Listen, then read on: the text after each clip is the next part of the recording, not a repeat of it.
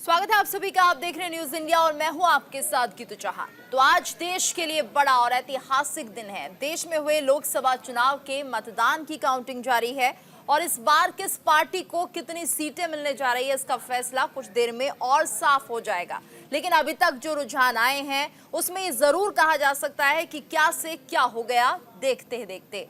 कहा एनडीए का कुनबा 400 पार का नारा दे रहा था और कहा एनडीए अभी 300 पार भी नहीं कर पा रही है। अगर हम यूपी की 80 सीटों की बात करें तो उत्तर प्रदेश की राजनीति अब करवट लेने लगी है और इसकी बानगी धीरे धीरे सामने आ रही है। कभी महज 5 सीटों पर जीत हासिल करने वाली समाजवादी पार्टी 35 से ज्यादा सीटों पर आगे चल रही है। वहीं भारतीय जनता पार्टी के कई दिग्गज नेता पीछे चल रहे हैं। वहीं पीएम मोदी वाराणसी सीट से जीत गए हैं और हैरान करने वाले आंकड़े तो अयोध्या से सामने आ रहे हैं, जहां बीजेपी के प्रत्याशी पीछे चल रहे हैं, जहां बीजेपी पीछे दिखाई दे रही है। और इसके अलावा मैनपुरी से डिंपल यादव और कन्नौज से अखिलेश यादव आगे चल रहे हैं। वहीं बिहार की 40 सीटों पर चर्चा करें तो बिहार की तस्वीर साफ होती हुई दिख रही है और एनडीए गठबंधन को पिछले चुनाव की तुलना में सीटें कम जरूर हुई है। अगर इंडिया गठबंधन की बात करें तो उससे इस बार कुछ सीटों का फायदा होते हुए दिख रहा है।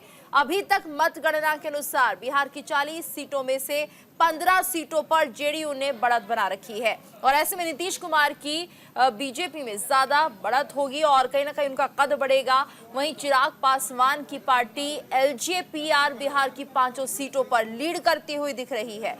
तो बीजेपी को सबसे ज्यादा बेहतरीन परिणाम की उम्मीद पश्चिम बंगाल से थी, लेकिन एक बार फिर ममता बनर्जी बीजेपी पर भारी पड़ी हैं और ममता बनर्जी क्या कुछ कह रही है वो भी आपको सुनाते हैं। था अभी क्या हुआ, इतना अहम बात किसी के लिए ठीक नहीं है, हमारा लिए भी ठीक नहीं है। हम तो आज इतना आशीर्वाद जनता को मिला है कि हमारा सिर हम नीचू करने चाहते हैं। हम जनता को कहने चाहती हूँ रविंद्रनाथ टैगोर का भाषा में कि हमार माथा নত करे दाও হে তোমার চরণ দুলার তলে, সকল অহংকার হে আমার ডুবাও চোখের জলে। আমাদের কোনো কৃতিত্ব নেই, সবটাই মানুষের কৃতিত্ব। আমি মানুষের চোখের ভাষা বুঝি। 2.5 মাস 3 মাস ধরে কোনো ইলেকশন চলতে পারে না। যদি 3 মাস ধরে ইলেকশন চলে, বছরে একবার পঞ্চায়েত, একবার মিউনিসিপ্যালিটি, একবার লোকসভা, একবার विधानसभा, একবার बाई इलेक्शन, तो डेवलपमेंट का काम नहीं होता है। तो इसी के लिए जो कानून मोदी जी ने किया है 147 एमपी को एक्सपेल करके, वो कानून अभी कामयाब नहीं होगा। इसी के लिए कि 2/3 मेजोरिटी तो नहीं मिला। 2/3 मेजोरिटी नहीं होने से कॉन्स्टिट्यूशन अमेंडमेंट नहीं होता। आप लोगों को पता है ना? पता है तो ना पता नहीं है? जो हारा है उसको लिए हमारा कोई दुख नहीं है। हमारा पार्टी को अगर जो हारा भी है उसको हरा गया है रुपया देके, मैं तब भी उसको कंग्रेचुलेट करने चाहूंगी कि वो लोग हिम्मत से लड़ा। जो जगह में हम जीता उसमें हम जनता को कहेंगे they are the man of the match.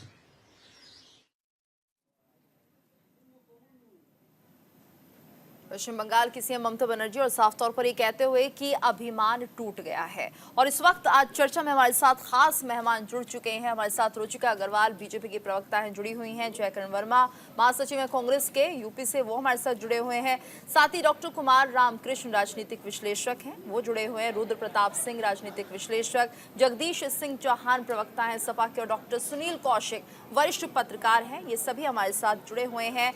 News India पर आप सभी का बहुत बहुत स्वागत है।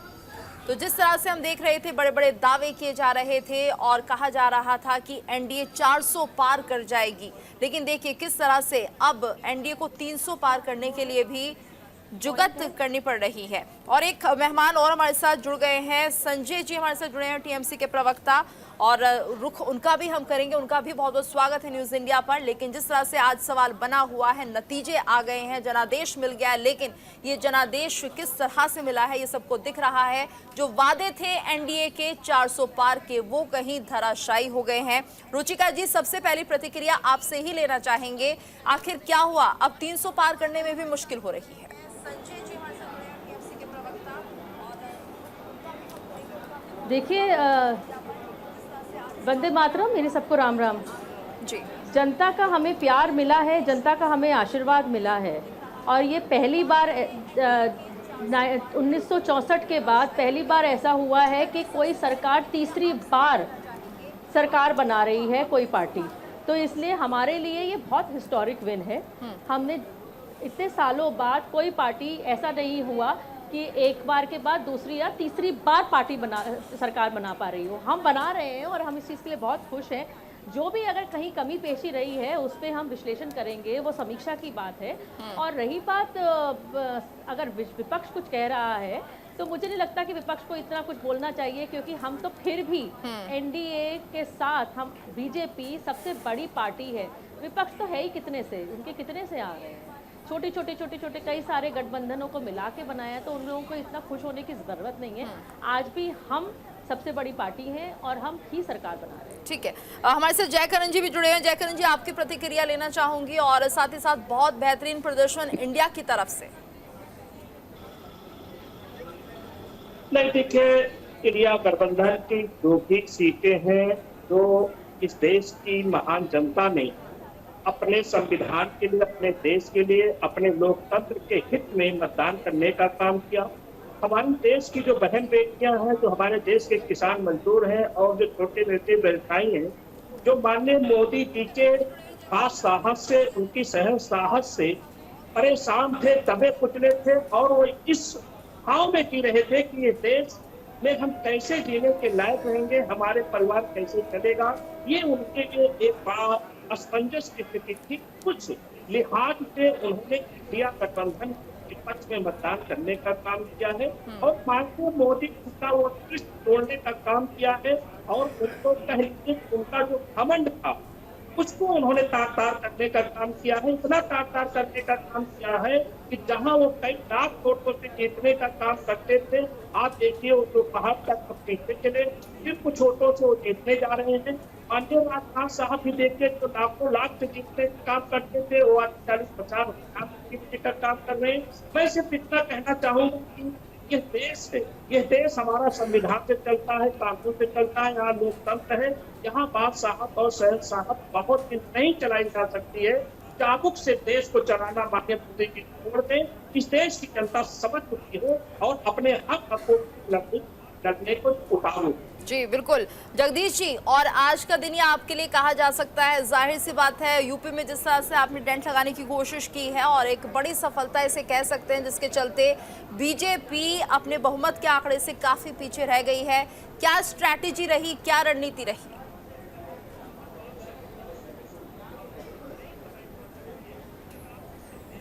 जगदीश जी लगता है हमारे साथ अभी जुड़े नहीं हैं, एक बार फिर से जुड़ेंगे, रुक करेंगे उनका। लेकिन इस बीच डॉक्टर कुमार, आपसे हम समझना चाहेंगे फिलहाल क्या कुछ रणनीति यहाँ पर हम समझे, क्योंकि एक तरह से यूपी में जो जनादेश मिला है वो कहीं ना कहीं कुछ इस तरह का रहा कि सपा की तरफ से, सपा की जो पार्टी है उन्होंने बेहतर प्रदर्शन यहाँ पर कर दिया है और बीजेपी ने जो उम्मीद लगाई थी वो कहीं ना कहीं धराशायी हो गई है। देखिए, सिर्फ यूपी का जनादेश ही देश के लिए जनादेश नहीं है, यूपी के अलावा और भी राज्य बिहार के अंदर, देश के अंदर लेकिन उनका बड़ा भी नुकसान जनादेश यहाँ हुआ है। नहीं, वो आपकी बात सही है। तो हर बात में यूपी के जनादेश का चर्चा हो रहा है, सुबह से देख रहे हैं टीवी चैनलों के ऊपर। बाकी राज्य का भी जनादेश देख लेना चाहिए। बात तो नहीं, यूपी में अगर जो जनादेश है उसका बहुत सारा कारण है कि बीजेपी वहाँ पे हारी। यहाँ तक कि खुद प्राइम मिनिस्टर भी इस बार सिर्फ 1.5 लाख वोट से जीत सके, जबकि पिछला बार 3 लाख से ज़्यादा वोट से वो जीत रहे थे अभी तक वो। और वहाँ के हार का कारण हम लोग विश्लेषण पहले भी कर चुके कि उसका बहुत सारा कारण है। इनका आपस में जो है कहीं ना कहीं कंट्राडिक्शन चल रहा था चीफ मिनिस्टर योगी आदित्यनाथ के साथ। कहीं ना कहीं जो है ये एक राजपूत फैक्टर आया यूपी के अंदर, आप वेस्टर्न यूपी से लेकर ईस्टर्न यूपी तक जो है। फिर तीसरा कारण जो कुछ न कुछ कहीं ना कहीं मिडिल क्लास कहीं ना कहीं नाराज है।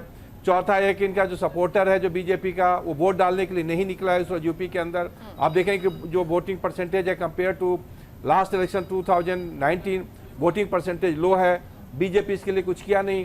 तो बीजेपी को जब तीन फेज इलेक्शन हो गया तब बीजेपी को समझ में आया।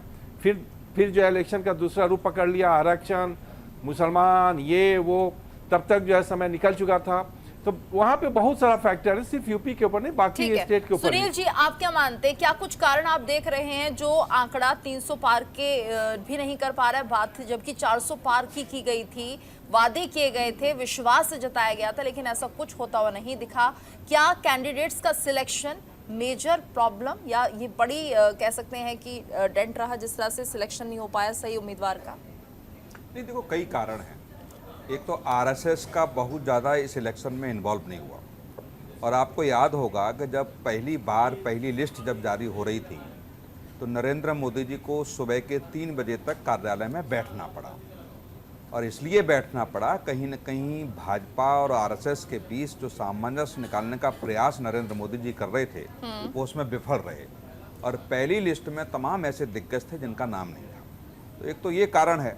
दूसरा आप देखिए कि उत्तर प्रदेश और पश्चिम बंगाल, यदि जहाँ जितना नुकसान हुआ है, यदि इतना नुकसान नहीं हुआ होता तो एग्जिट पोल जो कह रहे हैं लगभग वहीं भारतीय जनता पार्टी की टिकट सीटें आती, लेकिन उत्तर प्रदेश और पश्चिम बंगाल में जो नुकसान हुआ उसके भी कई कारण हैं।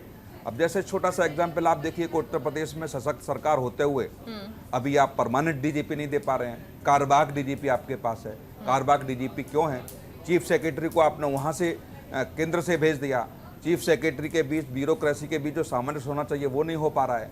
और सबसे महत्वपूर्ण आप देखिए कि अयोध्या से आप मोदी फैक्टर क्या हिमाचल में? राम मंदिर का इफेक्ट तो थोड़ा बहुत यहाँ रहा है। क्या कारण मानते हैं उसका? वो नहीं, क्योंकि हिंदू बहुल राज्य होने के कारण इस तरह का थोड़ा सा फर्क पड़ता है। और मोदी फैक्टर कहीं काम किया सर? नहीं, मोदी फैक्टर नहीं था इसमें। जो भी फैक्टर नेशनल इश्यूज होते हैं उस पर हिमाचल के लोग वोट डालते हैं। हिमाचल के लोगों ने देखो कितना अच्छा वोट डाला। 4 लोकसभा में उन्होंने वोट डाला बीजेपी को, और विधानसभा में हमको 4 विधानसभा में हमको डाला।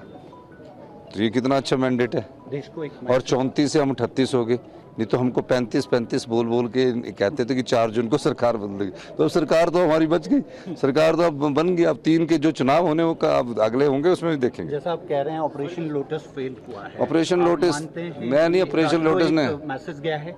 बिल्कुल जनता यहाँ देखिए, जनबल जीता है और धनबल हारा है। मुख्यमंत्री सुखविंदर सिंह सुक्खू हमारे साथ।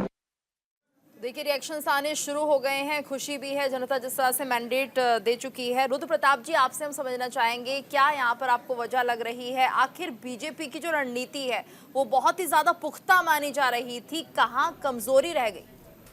देखिए इसमें रणनीति में ही कहीं कमी रही होगी, क्योंकि बीजेपी जो 3-4 राज्यों में जो चुनाव हारी है, जैसे उसमें वेस्ट बंगाल है, उत्तर प्रदेश में चुनाव हारना, उत्तर प्रदेश का हारना तो इसलिए सबसे ज़्यादा बीजेपी के लिए दुखेगा बहुत समय तक कि राम मंदिर उत्तर प्रदेश में है, योगी आदित्यनाथ उत्तर प्रदेश में है, उसके बाद नरेंद्र मोदी का इतना बड़ा कद, उसके बाद इतनी बड़ी हार, क्योंकि समाजवादी पार्टी या बाकी दल इतनी बड़ी जीत कभी नहीं जीत पाए थे उत्तर प्रदेश में जितनी इस बार जीत रहे हैं। उसी तरह से आप देखिए राजस्थान हो गया या महाराष्ट्र हो गया या आप हरियाणा देख रहे हैं, तो कहीं ना कहीं रणनीति में चूक हुई है। जैसे हमारे पीछे वाले पैनलिस्ट लोगों ने बताया है, वो बहुत सारे ऐसे कारण हैं जिन पर बीजेपी ने गौर नहीं किया, या ये भी कह सकते हैं अति उत्साह भी कहीं ऐसा दिखाई दे रहा है कि जिसकी वजह से उन लोगों ने ओवर कॉन्फिडेंस, जैसे इन चीज इनको ऐसा लगा कि उत्तर प्रदेश तो अपना ही है, वेस्ट बंगाल में भी, क्योंकि देखिए इस पूरे अगर चुनाव में देखा जाए तो बीजेपी ने अच्छा परफॉर्मेंस दिया है, ऐसा नहीं है कि परफॉर्मेंस नहीं दिया। उड़ीसा में उन्होंने सरकार बनाया है, आंध्र में टीडीपी के साथ वो लोग सरकार बना रहे हैं, और बहुत सारे जगहों पर उन्होंने अच्छा प्रदर्शन किया। लेकिन यहाँ की जो सीटें थी इसमें कहीं ना कहीं अति उत्साह की बात थी, या कहीं इनकी रणनीति में वो कमी आई, या इनको ऐसा लगा नहीं कि कोई विपक्ष इतनी मजबूती से चुनाव लड़ सकता है। क्योंकि उत्तर प्रदेश की जो स्थिति है, उत्तर प्रदेश की स्थिति में बीजेपी को यहाँ किसी भी हालात में कम से कम 60 से 65 सीटें लोगों की जीत है। जो तेजस्वी ने 17 महीनों में जो काम करके दिखाया, उसके प्रति विश्वास दिखा लोगों में, जो 5 लाख सरकारी नौकरी देने का काम किया है। और वहीं जो 10 सालों से त्रस्त थी, प्रधानमंत्री से लेकर स्थानीय सांसद महोदय से क्षेत्र की जनता आक्रोश था उसमें। 50,000 से जीत मिला आपको दीदी, 50,000 वोट से जीत मिला, 50,000। आप कम बता रहे हैं, पाटलिपुत्र क्षेत्र की जनता को 80,000 से ऊपर मिला है। अभी आपको जब रिजल्ट मिलेगा, बिल्कुल बिल्कुल बिल्कुल मोदी जी तक आए थे और उन्होंने जो एक प्रधानमंत्री को उस स्तर का बयान देने पे मजबूर किया कि शायद उससे भी वोट मिल जाए। दे दो बाबू।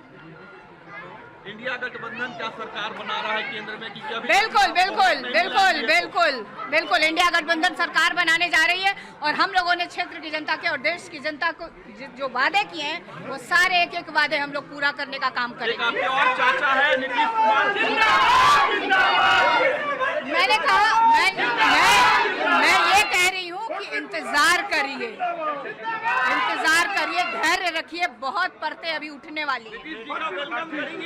वो तो हमारे चाचा है। बिल्कुल बिल्कुल बिल्कुल, क्यों नहीं वेलकम करेंगे। तो मीसा भारती बहुत बड़ी बात बोल गई हैं कि इंडिया गठबंधन सरकार बनाने जा रहा है, अभी बहुत परतें खुलने वाली हैं। आखिर किन परतों की तरफ इशारा है, हम सुनील जी से पहले समझते हैं, उसके बाद जयकरण जी का रुख करेंगे।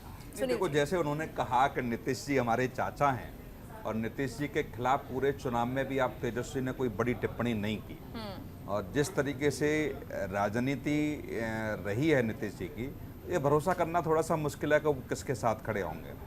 लेकिन इतना अंक भारतीय जनता पार्टी के पास है, क्योंकि राष्ट्रपति महोदया को बड़ी पार्टी होने के नाते निश्चित तौर से भारतीय जनता पार्टी को न्योता देना पड़ेगा सरकार बनाने के लिए, और उसके लिए समय भी होगा। तो इतना मुश्किल नहीं दिख रहा कि भारतीय जनता पार्टी की सरकार नहीं बन पाएगी जी। लेकिन चंद्रबाबू नायडू की पहले की स्थिति देखी जाए या नीतीश जी की देखी जाए, ये दो बड़े दल हैं जहां लगता है कि इन्हीं के ऊपर डिपेंड रहेगी सरकार। बिल्कुल। तो अब दूसरे राज्यों में अभी दिखेगा। देखो, तमाम अभी भी सीटें हैं, मुझे लगता है 6:30 बज गए हैं, और 6:30 में 60 से 70 सीटें ऐसी हैं अभी भी जिनका निर्णय आना है, और हार जीत बहुत बड़ी नहीं है, लगभग 4000, 5000, कहीं 3000, कहीं 2000।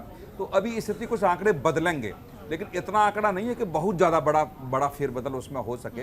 हो सकता है कि 300 का आंकड़ा भारतीय जनता एनडीए छू जाए, मुश्किल से कर पाएगी। हाँ नहीं, बिल्कुल कर पाएगी मुश्किल से, लेकिन लग रहा है कि हाँ हो सकता है कि सीटें आ जाएंगी। जब छोटा हार जीत होती है तो निश्चित तौर से राज्य की सरकार है, बड़ा फेरबदल नहीं हो पाएगा। ठीक है, जयकरण जी, क्या इंडिया गठबंधन सरकार बनाने जा रहा है, ऐसे संकेत मीसा भारती दे रही है, बातचीत चल रही है।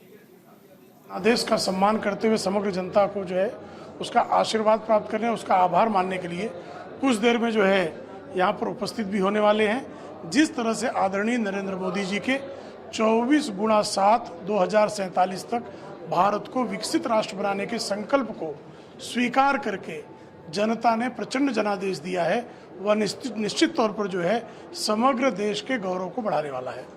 खड़गे कह रहे हैं कि जो मार्जिन मिला है बीजेपी को, ये नैतिक हार भी दिखाता है बीजेपी को।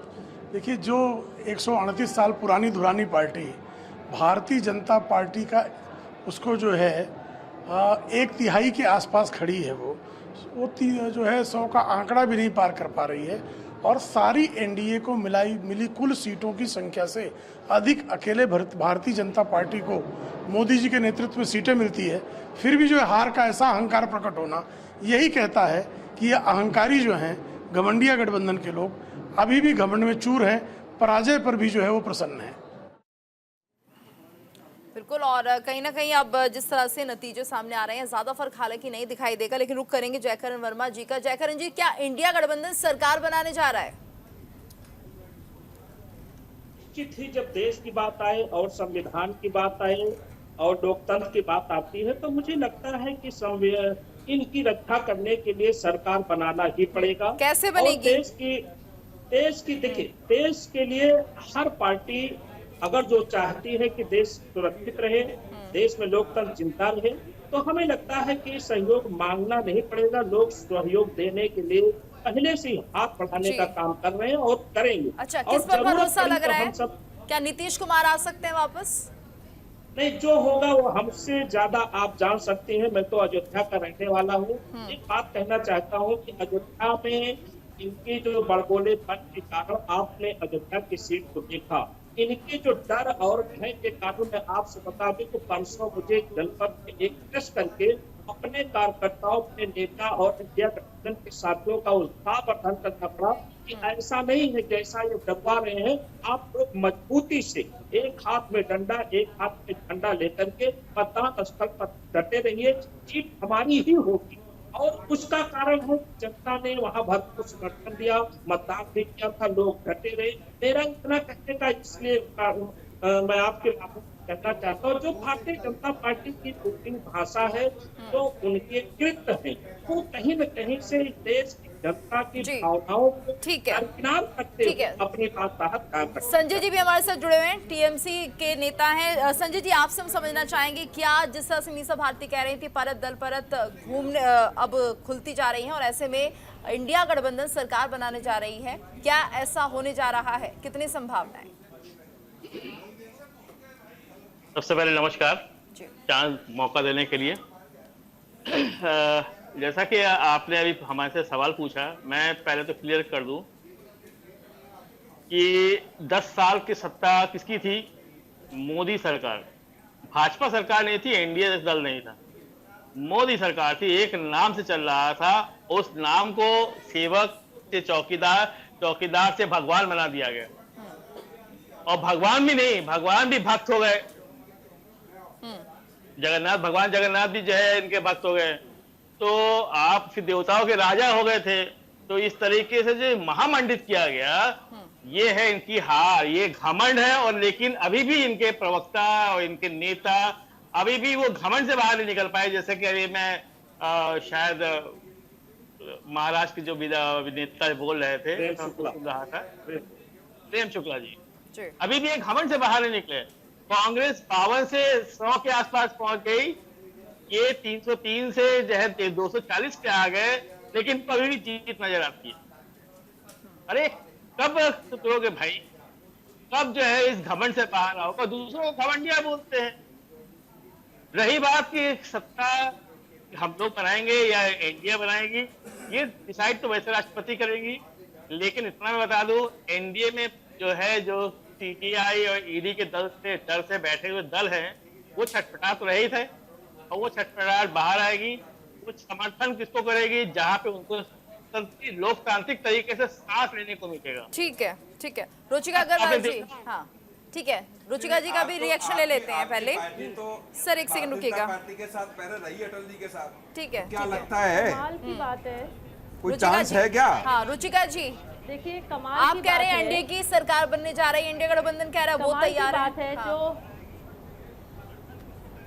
बोलिए बोलिए। कमाल की बात है, जो पार्टी इतने सालों से सरकार में रही थी और उसके बाद इतनी बुरी तरीके से जनता ने उन्हें जमीन पे पटक दिया था, वो इस तरीके की बातें कर रही है, जो अभी भी छुटकर कई सारे गुटों को लेकर बने हुए हैं। आपस में इनके आज भी झगड़े हैं, इनका नेता कोई नहीं है, कोई नीति नहीं है, कोई नेतृत्व नहीं है। आज भी अभी जब इंडी गठबंधन की कल बैठक है, ममता दीदी को पता ही नहीं कल बैठक है, कोई न्योता नहीं है। अब आपके बीच में मैं नहीं बोली भाई साहब, आपके बीच में मैं नहीं बोली। आपका नाम रोचिका है तो आप बोल लीजिए। आपका नाम रोचिका है, सुन लेते हैं, आपका नाम रोचिका है तो आप बोल लीजिए। ठीक है, एक एक करके बोल लीजिए। आपके बीच में मैं नहीं बोली ना। आपको मच्छी मार्केट बनाना है तो मच्छी मार्केट बना लीजिए, मैं बीच में नहीं बोलती हूँ, इसलिए आप शांति से सुनिए। ठीक है, चलिए एक एक करके अपनी बात रखिए। संजय जी आपसे प्रतिक्रिया लेंगे। आप इस तरह से इस समय बोलिए बोलिए रुचिका जी। इस समय आप लोगों की जिस तरीके का घमंड नजर आ रहा है, ये ध्यान रखिए, अभी भी भाजपा ही सबसे बड़ी पार्टी है। आप लोग छोटे छोटे जरा से नंबर लेके आए हुए हो। जब कई सारे एक साथ सब्जी को खट्टा कर दिया जाए ना, छोटी छोटी जरा सी सब्जियां खट्टी करके, तो उसमें कोई टेस्ट बचता नहीं है। इसलिए ये समझ लीजिए, आप जिस तरीके की बातें कर रहे हैं, अभी भी भाजपा जो है वो सबसे बड़ी पार्टी है, और उसके साथ लोग गठबंधन है भी और भी करेंगे। तो इसलिए हमारे पीछे, हम पीछे नहीं हट रहे हैं, हमारी पीछे हमारी सरकार हमारी ही बननी है। लेकिन जिस तरीके का घमंड आप लोग दिखा रहे हैं, हम वो पार्टी हैं जो 2 से 303 पे आए थे और आज भी सरकार बना रहे हैं, ये ध्यान रखिएगा। ठीक है, ठीक है। रुद्र प्रताप जी, आपस में ना तो आप लोगों का पहले दिन से ना तो कोई गठबंधन था ना मतभेद, और पूरा लगातार आप लोगों का मनभेद और मतभेद लगातार नजर आता रहा। कहीं पर आप लोग एक दूसरे के सामने लड़ रहे हैं, कहीं पर आप संजय जी एक बार फिर से आपका रुख करूंगी मैं। गठबंधन सिर्फ इसीलिए था कि मोदी जी को हराना है, बस आपका मेन ठीक है। गठबंधन का मकसद है मोदी जी को हराना, ये रुचिका जी कह रही है। उस मामले में आप लोग हमारे लिए फेल हो, रुद्र प्रताप जी, आपको क्या लगता है क्या चुनौतियां रहने वाली हैं, क्योंकि अलायंस की सरकार बनेगी और किस तरह से ये चुनौतीपूर्ण हो सकता है, किसको साथ लेना है, कौन साथ छोड़ के चला जाएगा, क्या कहेंगे इसको लेकर? देखिए, अब चुनौती तो रहने वाली है, क्योंकि अब बीजेपी को अगर पूर्ण बहुमत नहीं मिली है तो अलायंस पार्टनर जो हैं वो सरकार में अपनी हिस्सेदारी बड़ी मांगेंगे। और उसमें आप देखेंगे कि अगर जेडीयू की बात करी जाए या टीडीपी की बात करी जाए तो अभी बीजेपी के लिए बड़े अलायंस हैं, तो इनकी जो भागीदारी होगी सरकार में वो बड़ी हो जाएगी। अब तक जैसे बीजेपी अपने सारे निर्णय खुद लेती थी क्योंकि उसको पूर्ण बहुमत अपने खुद के थे, लेकिन अब यहाँ पर कहीं ना कहीं उसको अपने अलायंस के साथ चलना पड़ेगा, उनसे बातचीत करनी पड़ेगी, उनसे भी चीज़ों को तय करना पड़ेगा, उसके बाद वो आगे बढ़ेंगे। तो ये कहीं ना कहीं पिछले 10 सालों के कार्यकाल में और ये आने वाले समय में कुछ चीज़ें तो फ़र्क देखने को मिलेगा ही मिलेगा, क्योंकि जितने भी राजनीतिक दल हैं उनके कुछ अपने ही मायने होते हैं, अपनी कुछ ज़रूरतें होती हैं, तो उस हिसाब से वो बीजेपी के साथ नेगोशिएट ज़रूर करेंगे और वो आपको बहुत जल्दी दिखाई देने लगेगा जैसे ही मंत्रिमंडल बनेगा उसमें उनकी उपस्थिति है। लेकिन मुझे ऐसा नहीं लगता कि बीजेपी को कोई दिक्कत आने वाली है, क्योंकि बीजेपी बहुत गठबंधन में बहुत जगह सरकार बना के काम कर रही है, तो वो इस चीज़ को मैनेज आसानी से कर लेगी और सरकार चलाने में उसके कोई दुविधा नहीं होगी। जी ठीक है, यानी कोई ज़्यादा मुश्किलें नहीं आने जा रही हैं। डॉक्टर कुमार, आप क्या मानते हैं?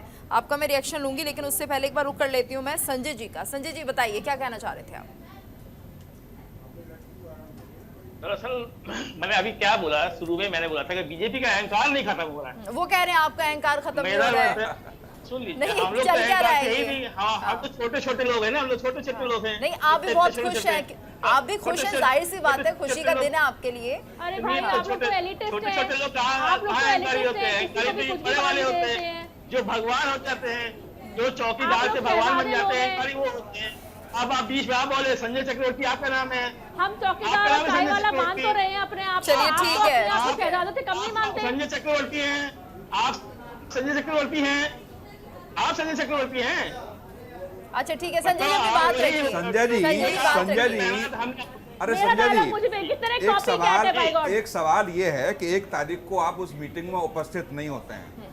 कई मीटिंग्स में देखा कि ममता बनर्जी का रुख बड़ा अलग रहा है इंडी गठबंधन से, और जहां पश्चिम बंगाल की बात है आप इंडी गठबंधन के साथ चुनाव भी नहीं लड़े हैं, तो क्या लगता है कि अकेले चलना है टीएमसी को या इंडिया गठबंधन के साथ चलना है, या कहीं ऐसी गुंजाइश बची है क्या कि भाजपा के समर्थन में भी आप आ सकते हैं क्या? देखिए, ये जो आखिरी वाला सवाल था भाजपा के समर्थन में, इसको टोटल नकार दीजिए। भाजपा और भाजपा से आपकी पुरानी दोस्ती रही है ना संजय जी? अरे सुन तो लीजिए, वो अटल जी वाला जमाना भाजपा नहीं रहेगी ना। ये एरोगेंट भाजपा है। अटल जी वो भाजपा थी जो कहते थे कि एक सीट के लिए अटल जी ने समझौता नहीं किया था। ठीक है, ये तो अभी 32 सीटें हैं, तब भी ये समझौता करने की यानी कि अब आप कांग्रेस के साथ है, टीएमसी अब कांग्रेस के साथ होगी इंडिया गठबंधन में। मैं क्लियर कर दूं, थोड़ी मैं अपनी बात को क्लियर कर दूं। ठीक है सर, बताइए। ठीक है, पहली चीज। दूसरी बात ये है कि आपने 1 तारीख की मीटिंग की बात की, तो 1 तारीख की मीटिंग में आपको पता होगा एक तो इलेक्शन था, वहाँ पे 9 के 9 सीट वो टीएमसी की थी। दूसरा सबसे बड़ा कारण ये था कि उस समय जो है वहाँ पे तूफान आया हुआ था और तूफान से काफी कुछ नष्ट हो गया था, तो ममता दीदी के देखरेख में ही सारा काम हो रहा था। चलिए, कल की मीटिंग में आ रही है ममता जी, कल की मीटिंग में आ रही है।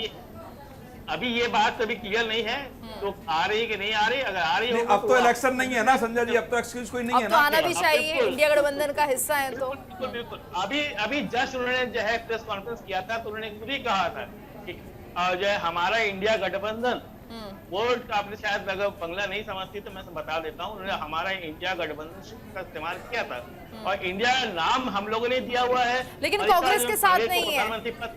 आप लोग कांग्रेस को सपोर्ट नहीं करते हैं, ये आप कह चुके हैं सर, मेरी डिबेट में आपने कहा था। नहीं, अधीर रंजन चौधरी का हम लोगों ने बात किया था, मैंने कांग्रेस की बात ही नहीं की थी। अधीर रंजन चौधरी को हमने कहा था वो जीत नहीं सकते, आपको याद होगा। ममता बनर्जी ने कहा कांग्रेस से मेरा कोई वास्ता नहीं है। ठीक है, जयकरण जी, ठीक है सर समय इतना ही है सर, एक एक करके। जयकरण जी, आप क्या कहेंगे, क्या अब ममता बनर्जी इंडिया गठबंधन के साथ हैं, मतलब कि कांग्रेस के साथ हैं वो?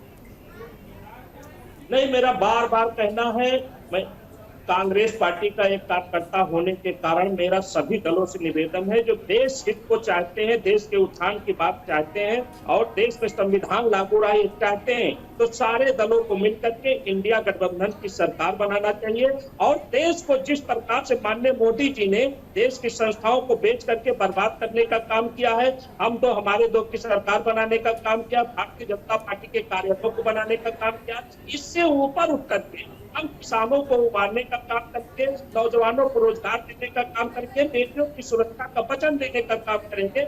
इन सब काम करके हम देश को और ऊंचे ले जाने का जब काम करेंगे कि हमारे बात के प्रण एक प्रतिज्ञा है, तो हमें उम्मीद है देश को सारी पार्टियां इंडिया गठबंधन से बातचीत होगी और देश की पार्टियों को मिला करके इंडिया गठबंधन से बेहतर सरकार चला करके और देश को उन्नति के रास्ते ले जाने का काम करेंगे। और उम्मीद है कि इस पर देश हित में सारी पार्टियां रहती हैं, देश के लिए उनका एक मिशन होता है, लक्ष्य होता है, तो उम्मीद है कि कुछ हम आगे बढ़ेंगे, कुछ हमारे साथ हम आगे आएंगे और इंडिया गठबंधन की सरकार जरूर बनेगी, ऐसा मेरा घमंड विश्वास है। ठीक है डॉक्टर कुमार, आप क्या मानते हैं, क्या अब ये दो गठबंधन आमने सामने आ चुके हैं और सभी अपनी अपनी जुगत, हालांकि एक को तो जनादेश मिल गया है लेकिन दूसरा कोशिश कर रहा है कि किसी तरह से सरकार बन जाए, तो क्या जोड़ तोड़ रहेगा, क्या अंदाजा आपका?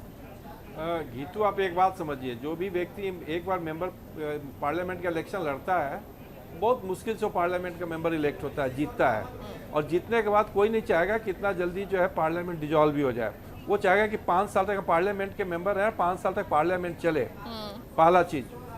दूसरा चीज, जब आपका एलाई कोई है ही नहीं, जब आपका गठबंधन था ही नहीं टीडीपी के साथ, जब आपका गठबंधन था ही नहीं नीतीश कुमार के साथ, तो फिर किस मुंह से कोई पार्टी आप उसे सपोर्ट मांग रहे हैं?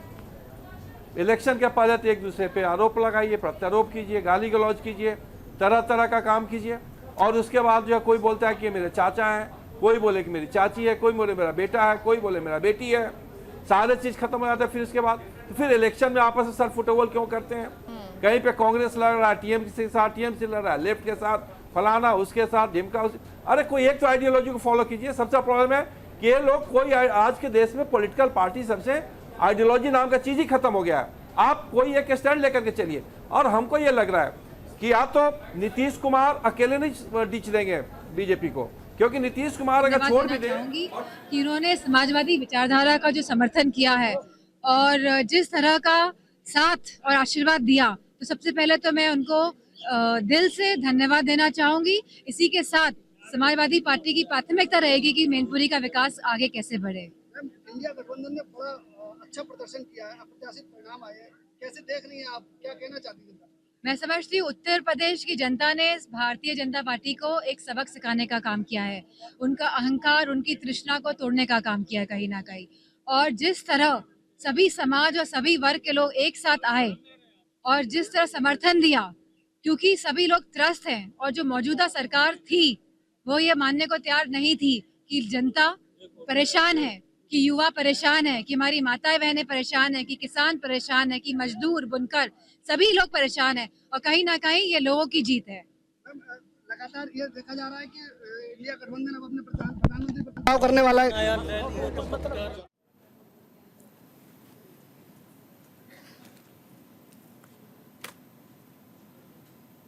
देखिए जिस तरह से अब रिएक्शंस आने शुरू हो गए हैं और जाहिर सी बात है अब एनडीए को लेकर एक पसोपेश है।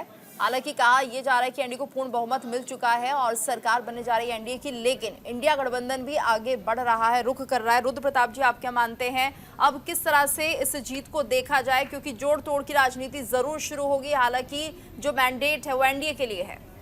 देखिए ये इसमें थोड़ा सा एक अलग एंगल से आप देखिए, पहली बार ऐसा हो रहा है कि ऐसा नहीं है कि बीजेपी या उसका अलायंस चुनाव हार गया है, लेकिन उन्होंने एक इतना बड़ा टारगेट सेट करा था कि जिसके सामने ये जीत उनकी बहुत छोटी दिखाई दे रही है।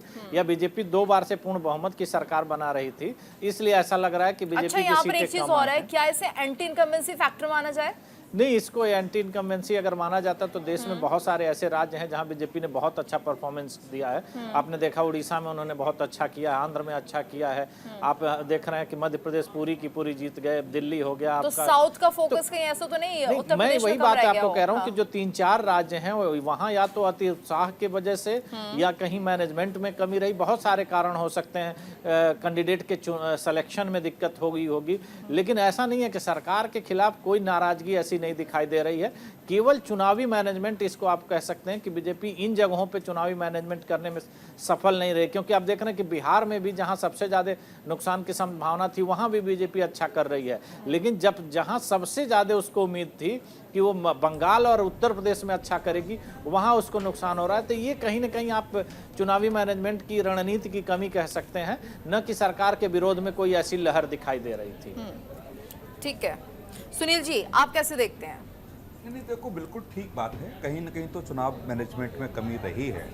उत्तर प्रदेश जैसा राज्य जहां राम मंदिर का मुद्दा, जहां योगी जैसा चेहरा, जहां पूरे देश में उनकी मांग रहती है, उत्तर प्रदेश लेकिन अभी तक पहुंचा ही नहीं, 260 भी नहीं पहुंचा उन लोग।